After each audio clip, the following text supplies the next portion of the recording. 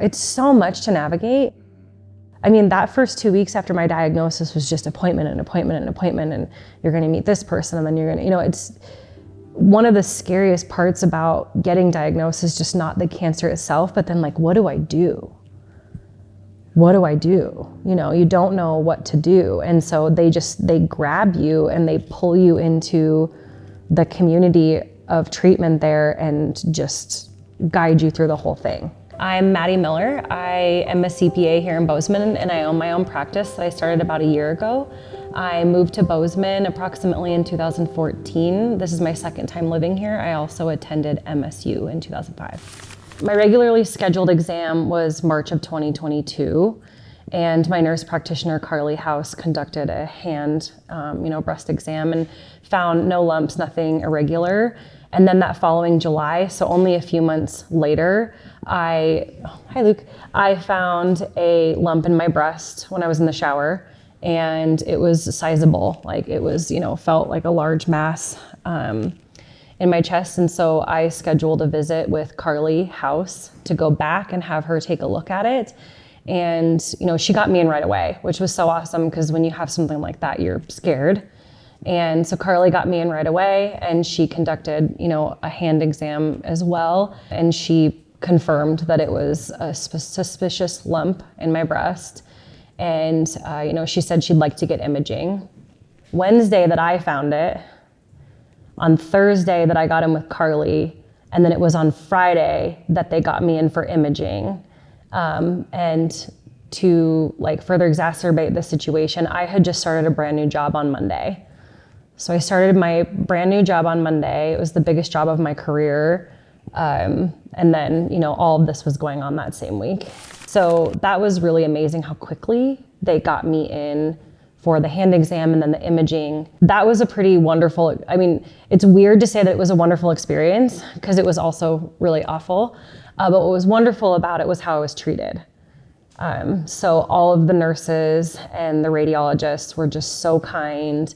And, but I could tell that it was serious, just the way that they were treating me. I could tell that this wasn't just a normal routine, getting an image. So they did the ultrasound. I can't remember what the next set of images was, but they wanted to do, it was the breast MRI. What is it called? Where they squish your boob and do the thing. A mammogram. Sorry, thank you. They wanted me to come back and they wanted to also do the mammogram. So we did that. And then I don't talk about this part of the story very often, but I just remember when the radiologist walked in, just the way that he came in with the other nurses, I was just like, oh crap, this is serious. That was the other thing I really appreciated was the honesty with everybody. There was no false hope, or anything. So he was very honest with me, said he wanted to do a biopsy, that I could come back later if I didn't feel emotionally ready. So he gave me that option, but I wanted it right away. And so he was like, oh no, we can do it right now.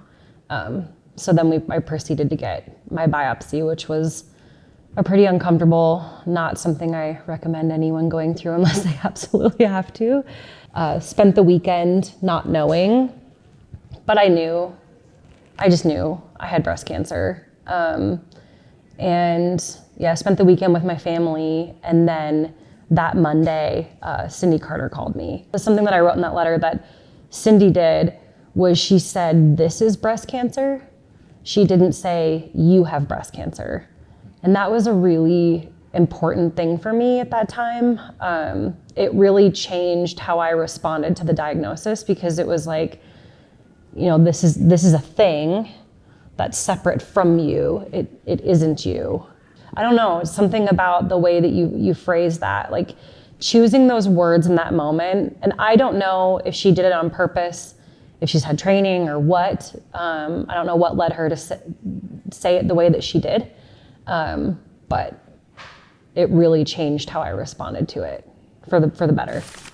Obviously before I was diagnosed with breast cancer myself, I had no idea that, there was not only different stages, but there's different types of breast cancer. And, depending on your type of breast cancer, the treatment can be pretty different. There's progesterone, estrogen, and HER2 are the different types of responses that your cancer cells can have. And mine is not responsive to hormones, which can, in some cases, be more aggressive and more dangerous. Statistically, it had potentially more negative outcomes with triple negative just because it was so aggressive and harder to treat. That's historically. Now, and what Cindy continued to explain to me in that first phone call was that there is a new treatment, newer, for this type of diagnosis. But before I go into that, so my tumor was about the size of a golf ball. Yeah, it was big. It was very pronounced. The images are really cool. When you see the image of it, it was like almost my whole breast, and then when it's gone, it's just gone. It was really cool. I was stage 3B because of the size of the tumor, and then I had lymph nodes that were positive. So when they did a biopsy, they biopsied a lymph node, and it was positive. They leave these I think they're called RFID tags in there to help kind of track where the cancer was, which is really cool. Because after you go through treatment, the tumor's not there anymore, right? But you want to remember where it was. And then I was also rated a 3 in terms of growth. So different cancers grow at different rates, and 3 is the highest. So not only did I have, a scary diagnosis in terms of the type of breast cancer, but it was also a very fast growing rated type of cancer. And she walked me through all of that. Again, the honesty and the transparency, and she just walked me through all of that, and I really appreciated that. But then she followed it up with that they have a newer successful treatment that was previously a study, which I have this whole new appreciation for studies that they do with different patients, not knowing if the outcome's going to be good, but these patients just go into these studies willingly and hope for a better treatment. I think it was about 10 years this study went on, specific to triple negative breast cancer, and they had really favorable outcomes. And one of the key things with it was immune therapy. So I had 4 different types of chemotherapy, 16 infusions, which is a lot. So to have 16, and I didn't know it at the time. I was just like, okay, whatever you want me to do. But now looking back at it, I'm just like, wow, that's a lot. So now when I was diagnosed, which I just am so grateful that I was diagnosed.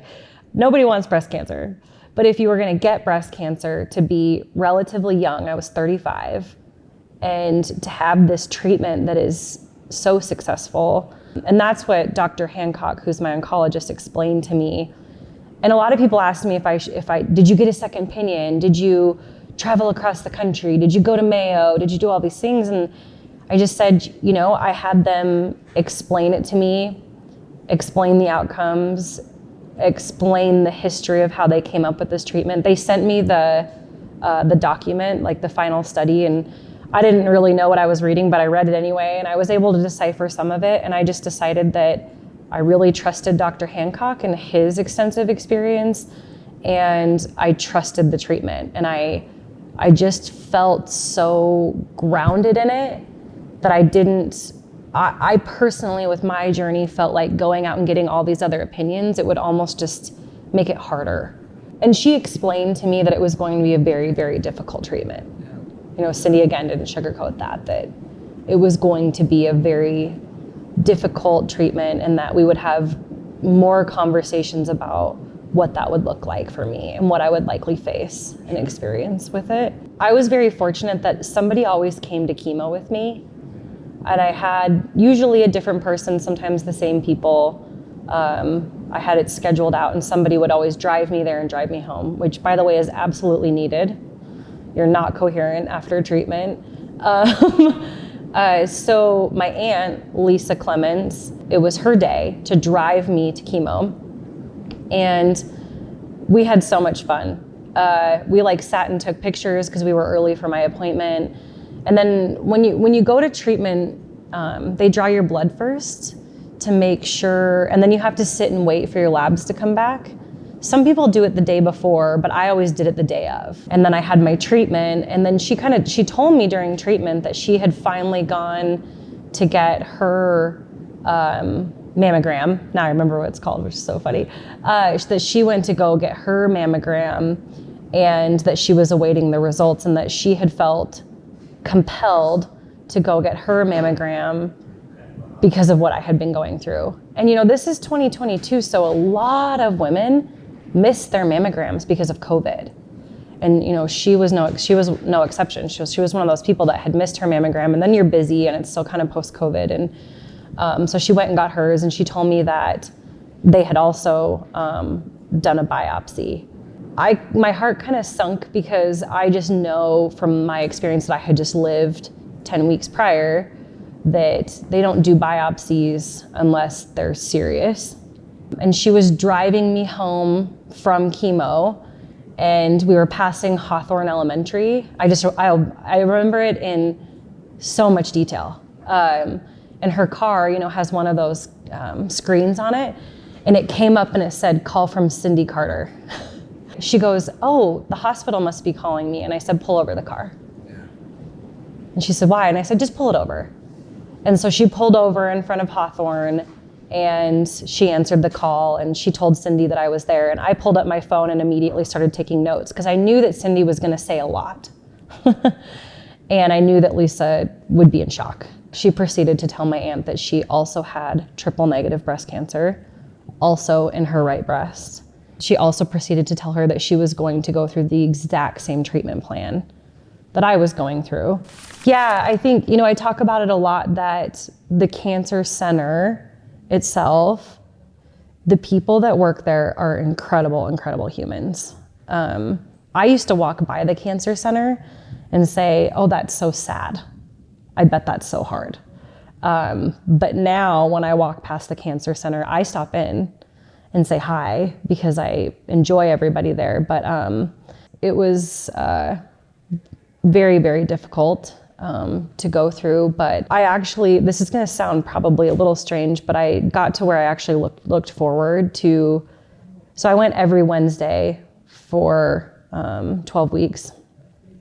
And I actually got to where I looked forward, because I wanted to know, what some of them had been up to since the last time I saw them. Or, I got to see Bill, one of the volunteers there, and then the dogs always came on Wednesdays. So my infusion day was Wednesday, and the dogs were always there on Wednesdays. I was talking to some other people, and they were like, "I never got to see the dogs." And I was like, "Oh, sorry. Maybe you should go on Wednesdays." But no, so we asked for my aunt to be scheduled on the same infusion day.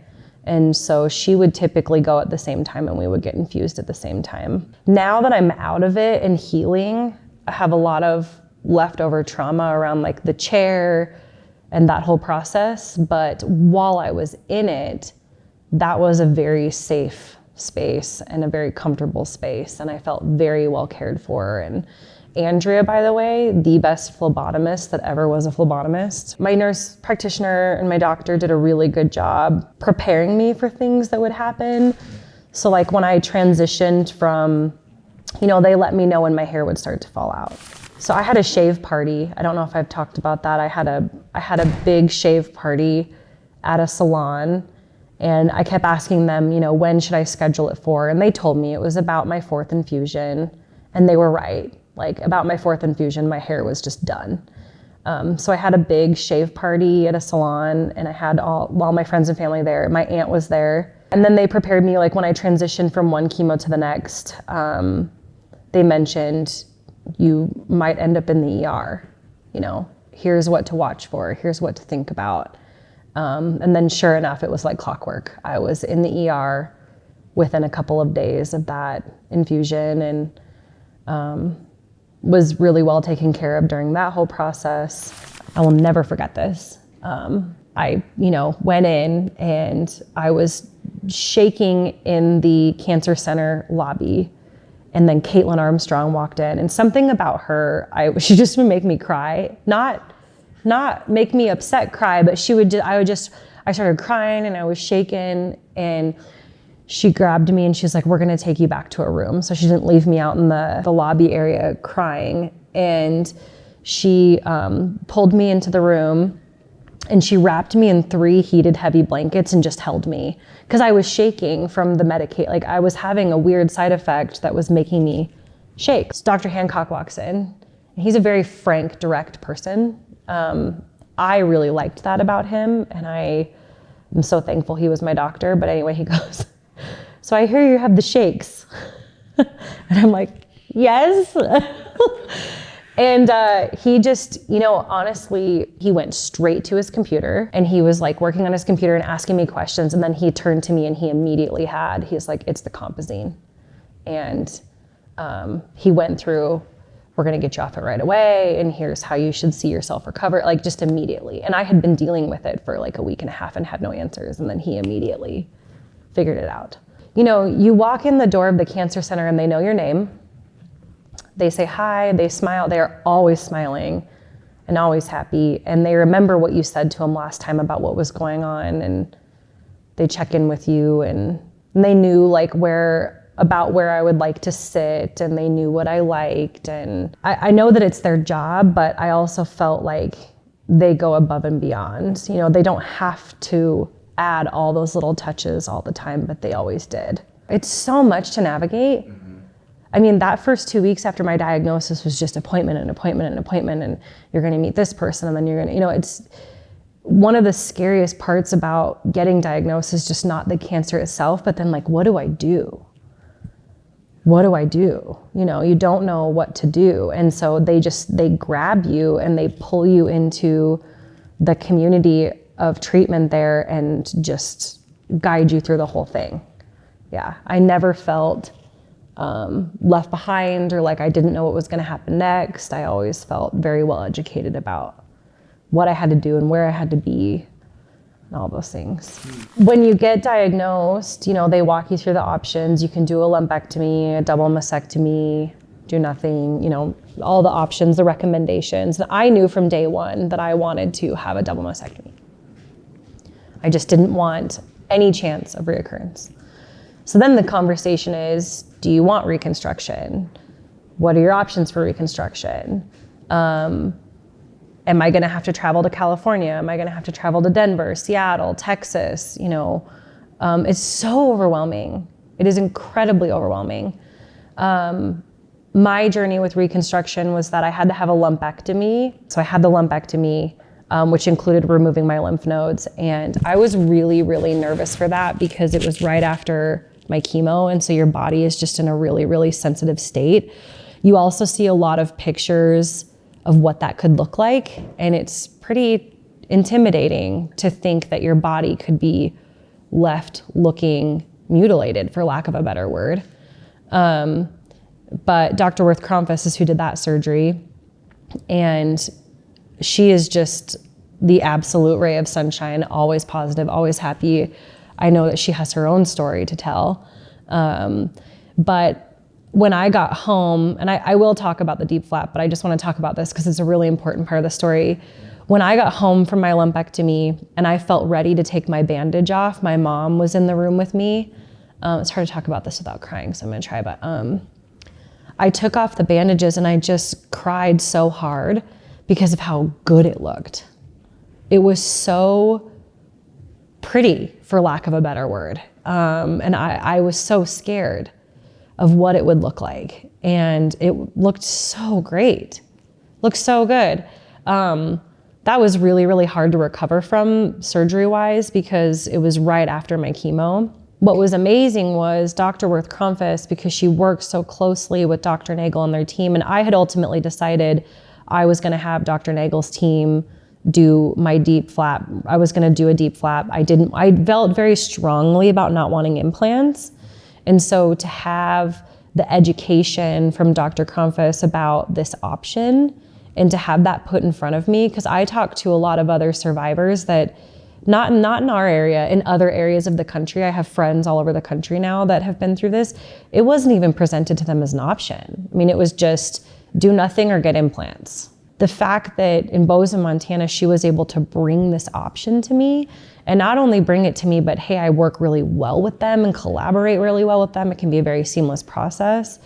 So, that's how she knew what to do with my lumpectomy to set them up for success with my double mastectomy. And so the decision was get a lumpectomy, do radiation, heal, get the double mastectomy. I just want to talk about that for a sec. The radiation. So that's awful to go through, but they prepared me, the lotions to use, the ointments to use, the aftercare. My last day of radiation, I was surprised by like 20 to 30 of my friends and family members all wearing these pink F cancer shirts. And so when I walked out, and I have documentation all of this because I hired a photographer, and actually Alexis sitting over here, she took a really, really good slow-mo video of it that I have. It's amazing.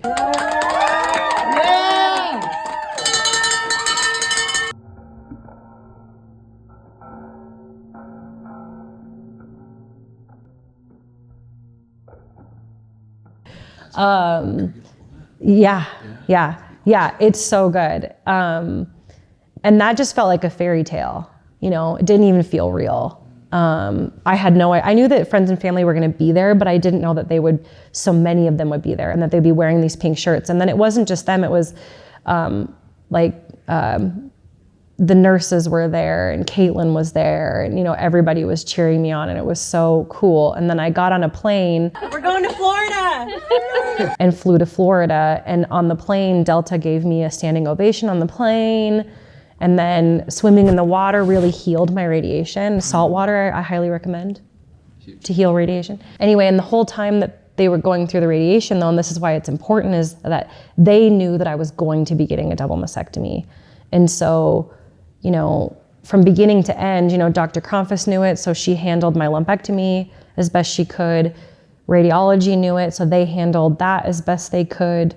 And then all the way up to Dr. Nagel, I really felt like he had my best interests and my wishes and wants, and he really, really took that. Not to mention just how talented they are as surgeons. I am so happy with the outcome. I cannot say enough. I am more confident in a swimsuit at 37 years old than I was at 24. And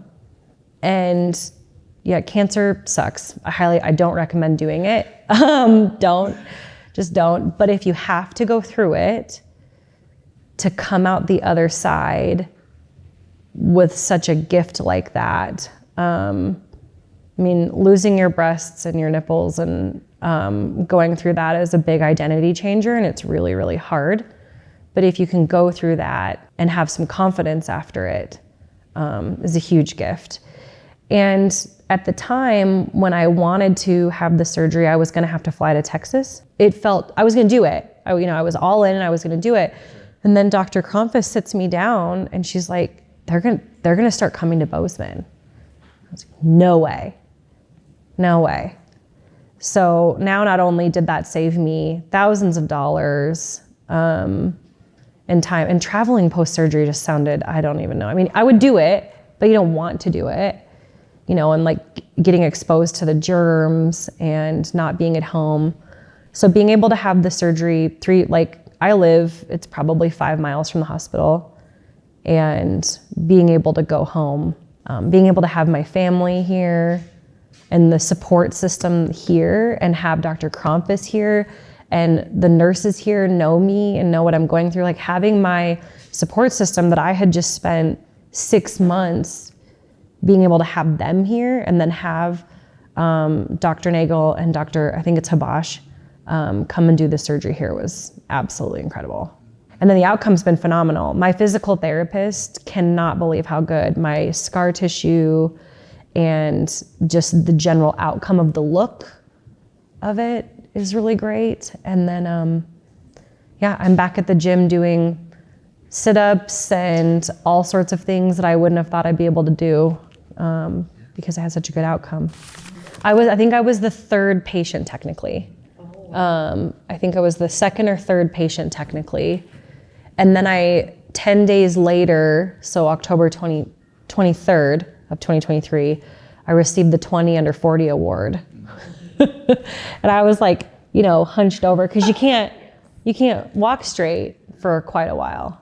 The recovery's hard, but it's so worth it, just the complications and the potential for complications with implants. I mean, you can ask any surgeon, it seems like it's quite a bit higher, because our bodies are in such a sensitive state after cancer treatment, rejecting the materials or infection and things like that. And I was pretty seamless, no infection, nothing, healed really well. So when I tell people that I went through breast cancer, there's a couple, it's the same questions. Where did you have to travel to for treatment? Are you in remission? They always ask those two questions. And I tell them I didn't have to travel. I had incredible care at Bozeman Health, coordinated, supported, seamless, and I'm not in remission, I'm cancer-free, and it's different. They just assume that you have to travel, that because we live in Montana or in Bozeman that we have to. And some people with certain types of cancer, they do. They might have a special type of cancer that they need to get referred out or what, but I felt fortunate enough that with my scenario and that Dr. Nagel was starting to travel here, what a gift. Yeah.